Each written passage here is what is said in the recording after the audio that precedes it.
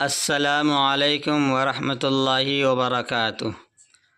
ساتھیو، آج ہم لوگ تشبیہ یعنی کہ سملی کے بارے میں پڑھیں گے۔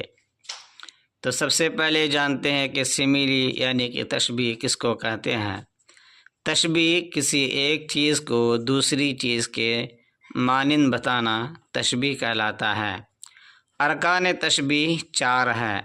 نمبر 1 مشبہ، نمبر 2 مشبہ بہ، نمبر 3 وجہ یا غرض تشبیہ، نمبر 4 حرف تشبیہ۔ کہیں کہیں پر ارکان تشبیہ 5 بھی بتایا گیا ہے، تو وہاں پر اس طرح ہو جائے گا: نمبر 1 مشبہ، نمبر 2 مشبہ بہ، نمبر 3 وجہ تشبیہ، نمبر 4 غرض تشبیہ اور نمبر 5 حرف تشبیہ۔ اور مشبہ اور مشبہ بہ کو طرفین تشبیہ کہتے ہیں۔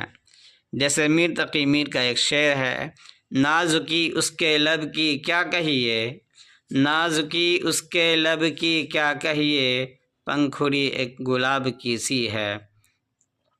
اس شعر کے اندر شاعر نے لب کو